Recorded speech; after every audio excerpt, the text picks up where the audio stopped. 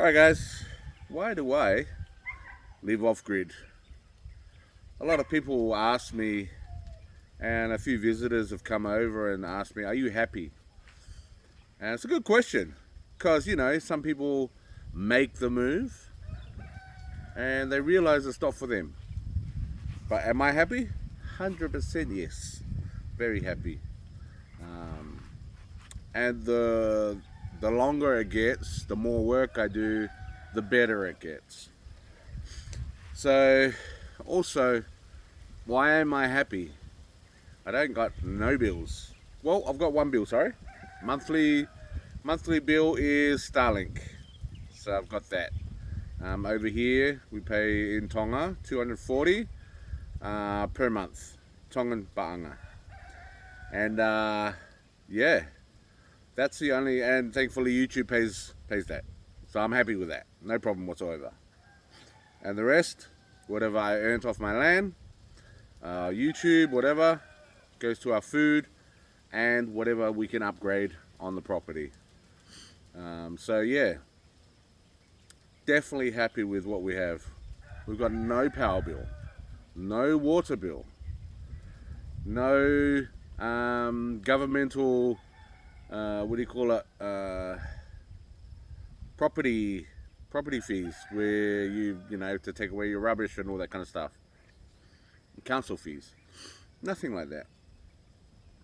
I can grow my own food, bananas, around in, just where the camera is, taro, pineapples, whatever, and you eat what you grow. Everything's seasonal. Certain things are seasonal, and mainly the yummy fruits, they're seasonal. Root crops, pretty much nearly all year round if you want. But yeah, can anybody do this? Yes, they can. And just for the people that have got land in Tonga, they are the people that have the best opportunity, because they don't have to buy their land. They don't have to fork out money for their land. Overseas, if you try to do it, a lot harder, right? Because you have to have a mortgage then to buy that piece of land, and it's costly overseas. But over in Tonga, if you inherit it from your father, from your parents, what's to stop you to do or live this kind of life? And fortunately, my lifestyle has influenced other people to try and do the same, to come over here and live a life over here in Tonga. A lot of Tongans want to go overseas to make money because they can't make it here. Basically what it is, Tongans go from here, learn how to work overseas. Because over here the work ethics, a lot of them just drink cover maybe 3 to 4 nights a week, work when they want, as long as they can feed their family a bit. Some of them don't even do that, and the wife has to carry the weight and try to sell stuff at the markets or whatever. So once they get overseas, they're like, oh, I have to work here, otherwise I'm out on the street. And they don't totally understand that concept until they go overseas and go, wow, okay, I can't just go to the next door neighbor to see if they got a haka or a pot full of food over there to grab some food. It doesn't work like that overseas. But once they got that work ethic over there, they're able to work, change their mentality, and are able to later on in their lifetime figure out, I can actually live back in Tonga. I just got to work. And whatever I've saved up overseas, I've got all this knowledge now. I've got my work ethic right. At least 8 hours a day doing work. And just keep going at it no matter what, and don't give up. That's one thing that Tongans do a lot, is give up. Doesn't work, move on to the next thing. Doesn't work, move on to the next. Sometimes certain things, if you put a lot of thought into it, education into it, studies into it, researching into it, if you put a lot of that together and you've got the money to back it up or to start it or whatever, it should work. But don't give up. If it doesn't work and you put everything into it, try something else. With me, myself, I'm doing a lot of things, different things. And it's just to sustain our lifestyle here. And we've got future plans that we're able to sustain ourselves as well. And it's nice to be able to do a little bit for the island, to take some tours around, people coming from overseas, and to take people around the island to show them what it was all about and how much beauty we do have here. Because there's a lot of places that we cannot get to unless you have a decent vehicle and you got the knowledge of the land to be able to go to certain places. So yeah, can you do it here? 100% you can. It's just having that ability to have that knowledge and wisdom to be able to go, okay, what do I need? What do I want? And what can sustain me while I'm doing this? If you've got the land already, excellent. So now you got to build a house. And this house is all dependent on your future, what you want to do in the future. Is it just a livable situation? My pigs are going off because they're hungry. I haven't fed them yet. You can hear them squealing over there. I'll feed them after this. But where was I? Went off track. Yeah, you've got land. Oh yeah. So you got to focus on what you want to do in the future. If you're going to make a little business, or you're just doing farming, or well, there's two options. Or you're going to the sea, buy a boat, doing fishing. There's a few options there. Businesses, and that could be anything to doing with tourism, restaurants, shops, bringing stuff from overseas, selling it here, back and forth, doing that. Just bring a container, sell everything, go back, get another container. A lot of people do that as well. Because you can get good quality stuff overseas that might be secondhand or whatever, and some good stuff that are brand new that you can bring in a container and then sell it over here for a profit, and then go back and get that profit and go back overseas and buy some more stuff with that profit, and then just keep on building it like that. So there's a few things you can do over here, and have your own local store.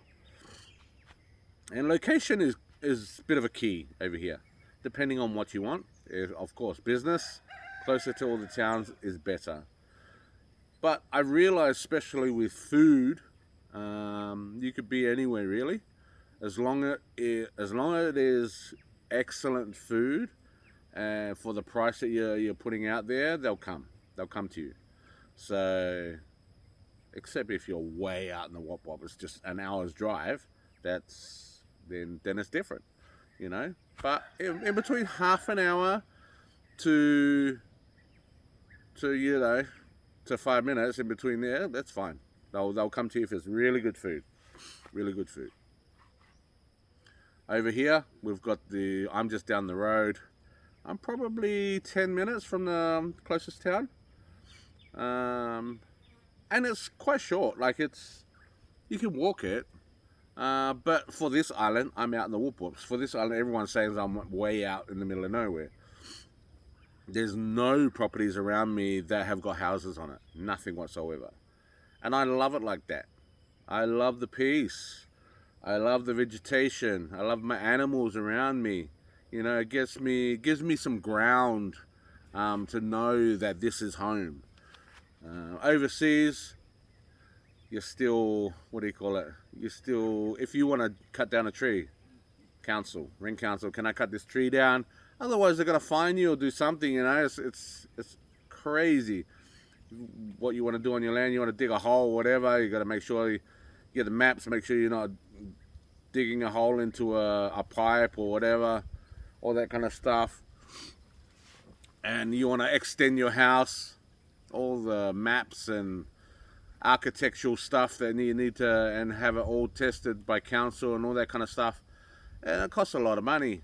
Over here, you're a bit luckier that way. You just need your first map of what you want, get it signed off by the government over here, and then you can build. So with my house, I'm out in the middle of nowhere, and that's on 8 acres. I mean, on 4 acres over here, and that's bushland where I don't have to have those kind of documents because I'm out in the bush. If it was townland in town, yes, I have to have those documents, have it all signed off and all that kind of stuff.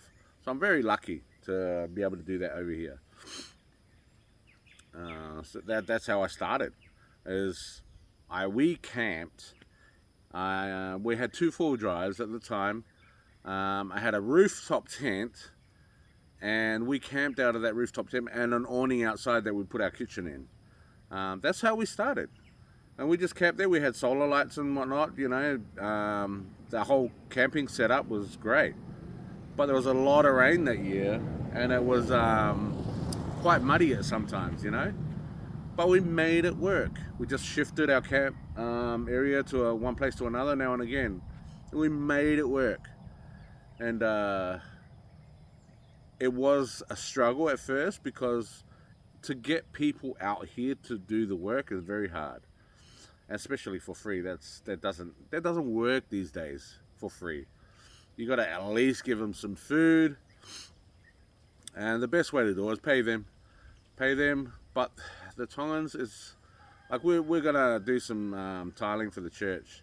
Do we want to get some Tongans to do it? Not really. We've got Asians. It's sad. It's sad that we have to go to the Asians and get them to do the tiling. It's just because they do a good job. They don't eat much, and they work fast and hard. Get it out of the way, and they're on to the next job. Tongans, not so much. More of dragging out the job, and you got to feed them a lot. So it's expensive that way. So yeah. So with the Asians, unfortunately, that's the case here. You don't want to go that way because you're putting money in the Chinese pockets, right?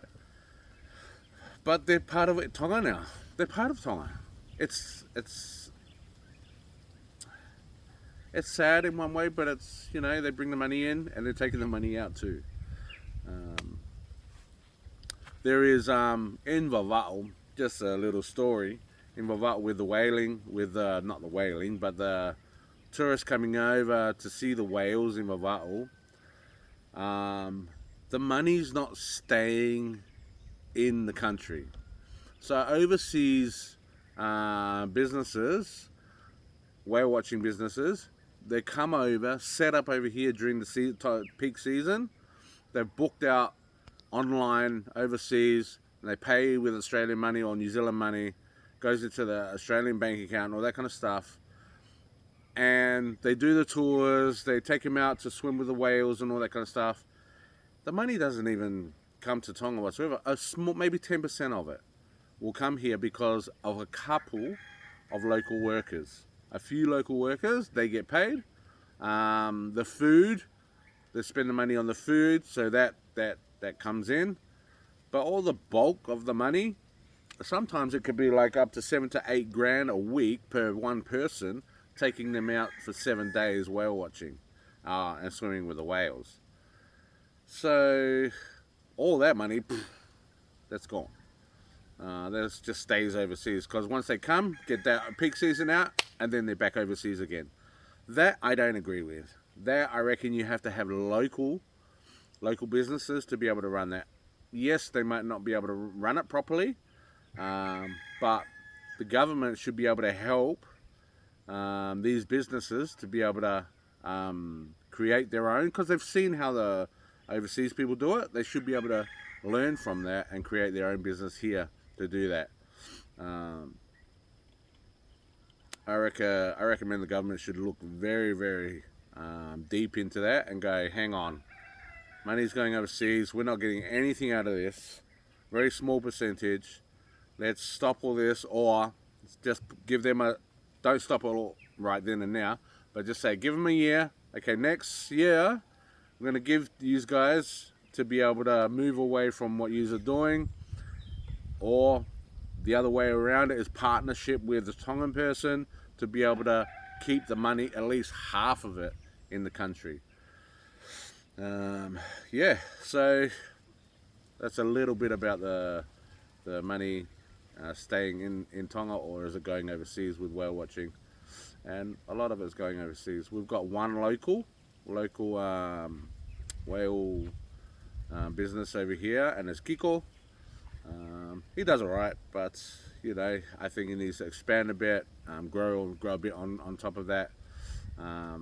But yeah, because he's a local, it's not much experience with business outside overseas. We've got another operator here, that's Water Retreat. He's an Aussie, his name's Rob. Yeah, he operates from overseas, does a lot of things over here as well. I'm not too sure with his business, is everything put in over here, or does he send his money back overseas? I'm not too sure, but he brings a lot of tourists in when peak season is here. Yeah, I went off a little bit on that, but with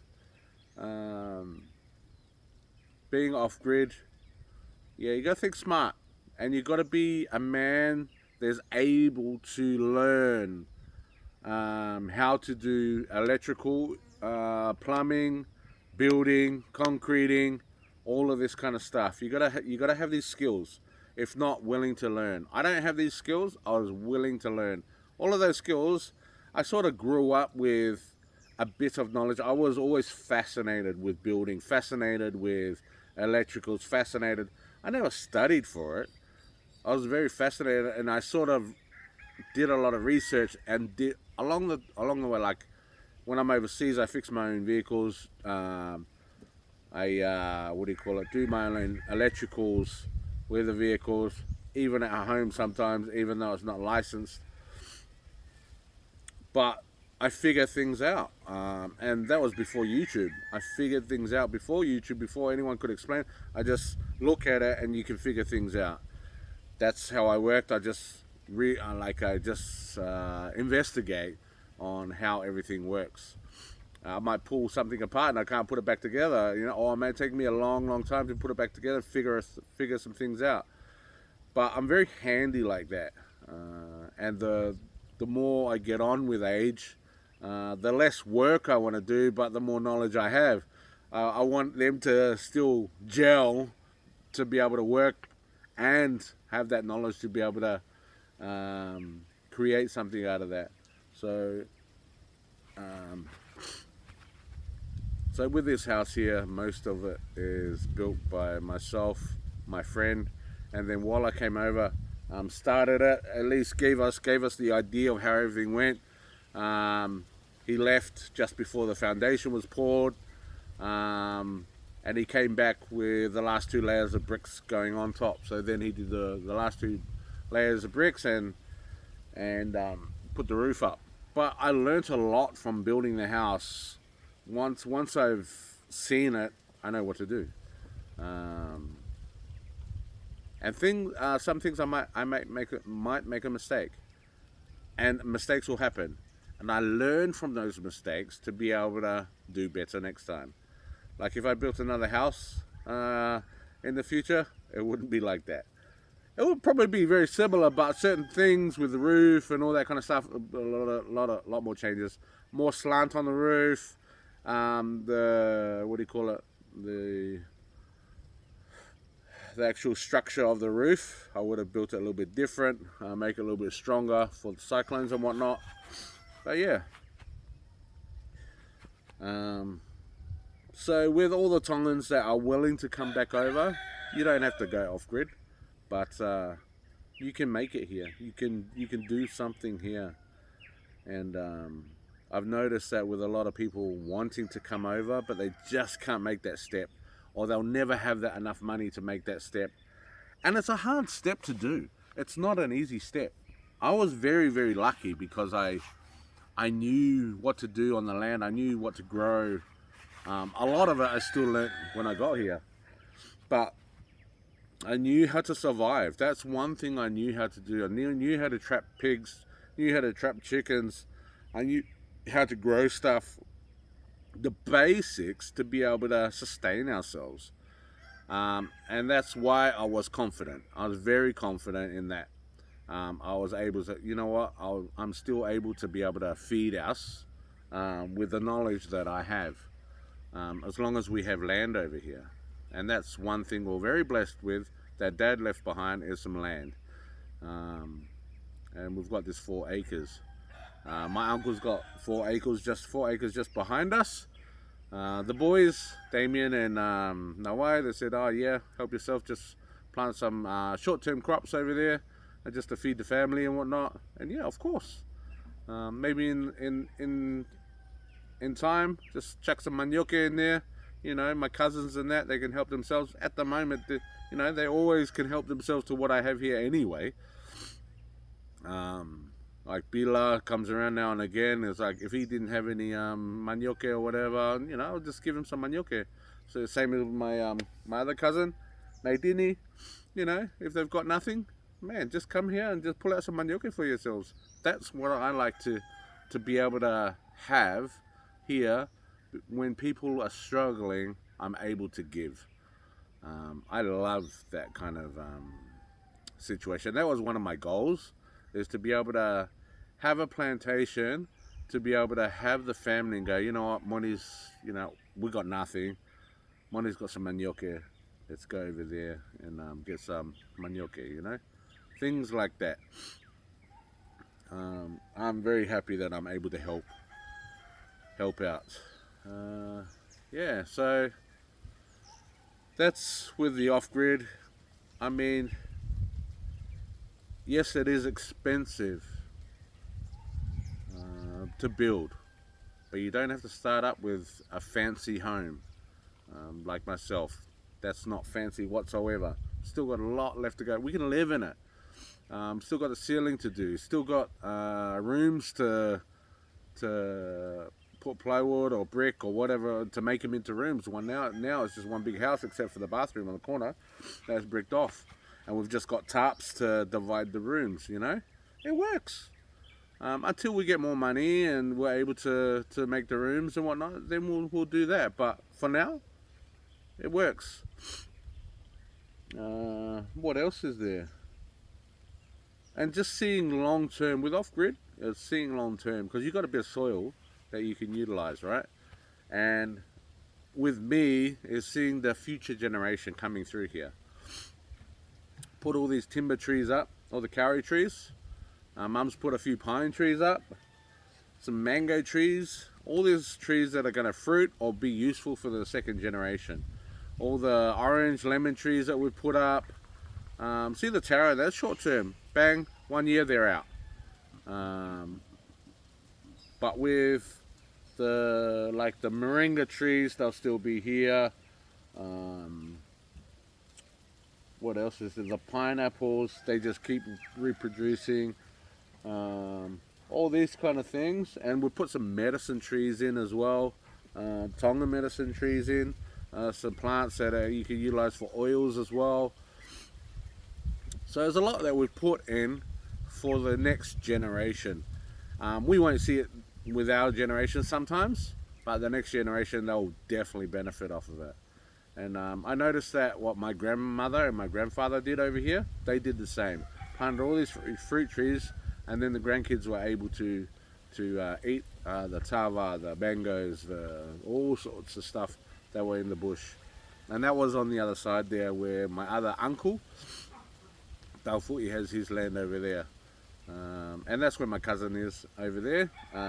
She's off-grid as well. But they don't have solar, just got a generator for themselves to use for their washing machine and whatnot.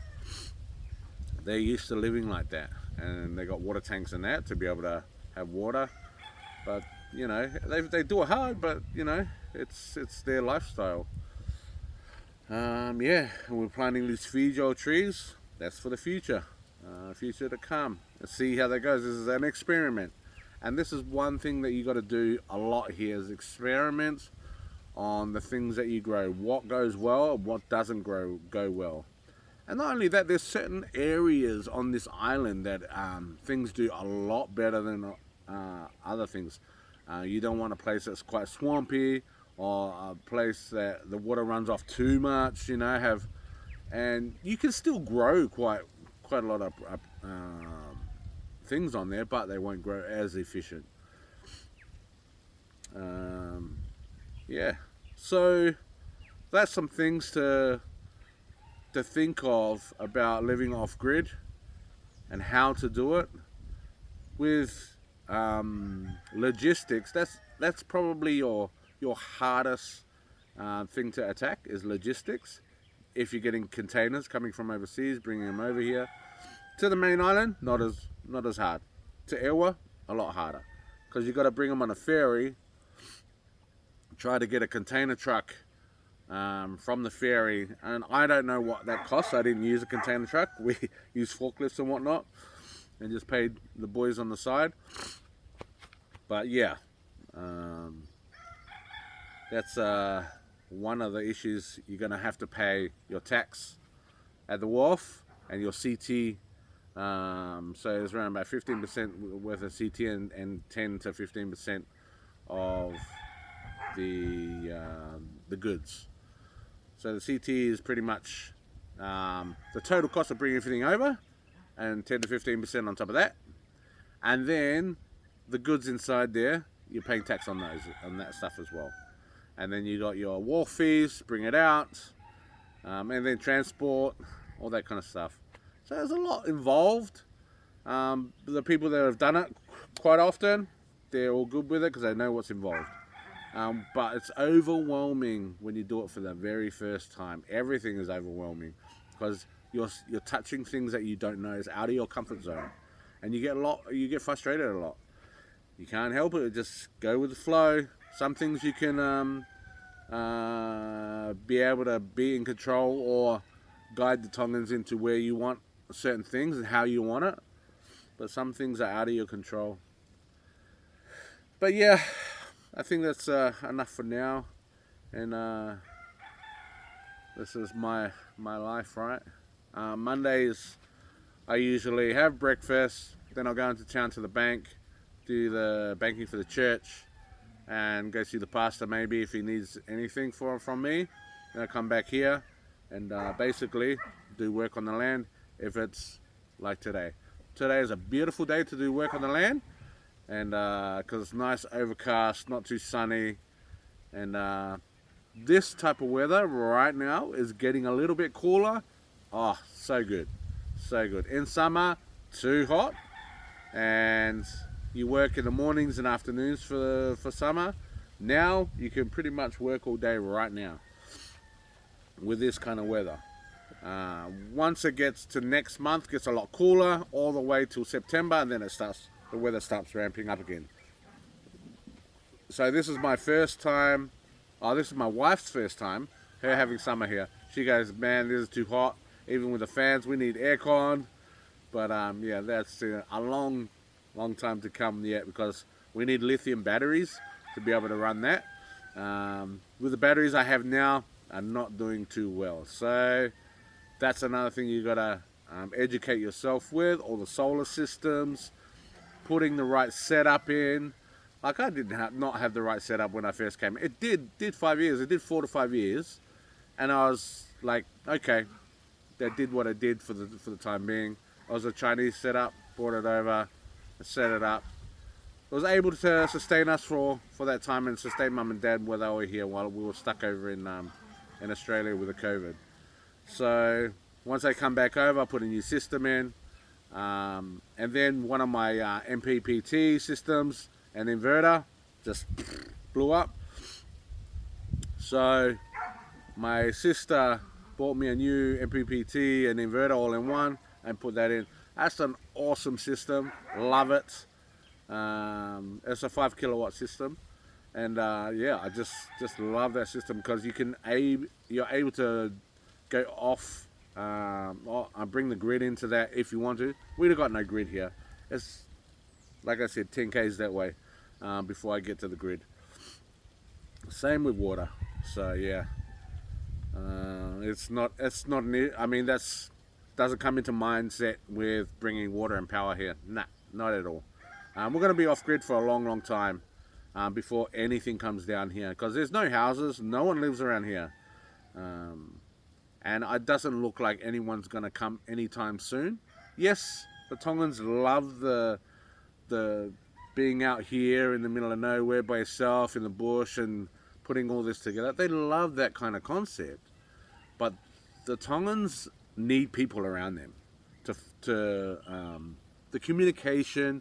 They love the Tongan people around them, to talk. They're social people.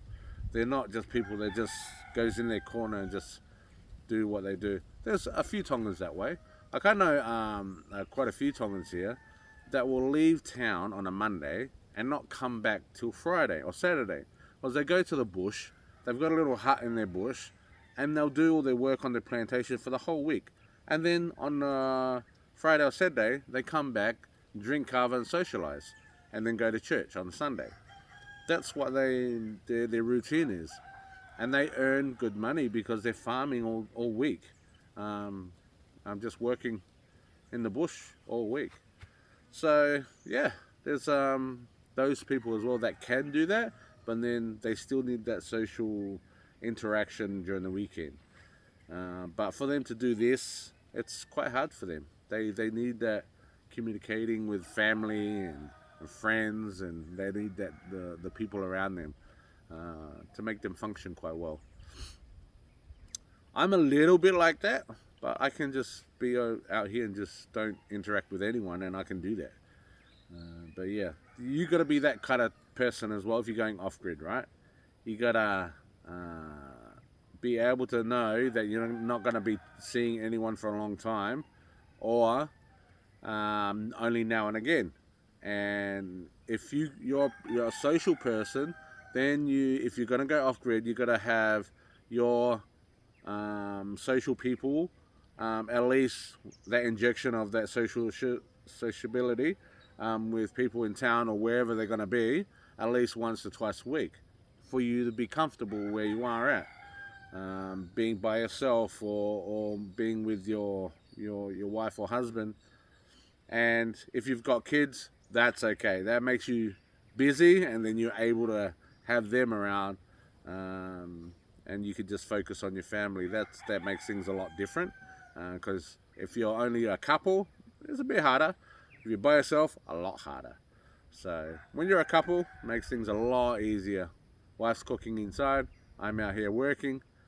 Makes things a lot easier. Sometimes we're working by both working, you know, and then we'll go back inside. Well, my wife still makes dinner, and I'll still work out here, you know. So yeah. All right, guys. There's a few things to think about there. Let me know if you've got any questions. Just message me, email me, whatever it is. I'm happy to answer. If you've got any tips, just let me know, and I'm happy to take that in, because knowledge, wisdom is key, right? Sorry, guys. Yeah, I love getting knowledge and learning a lot more on how to do things a lot better. So yeah, yeah. All right, guys. So let me know. God bless you all. Good morning from Eua, Tonga, in the Pacific, off-gridding it. All right, guys. Bye for now.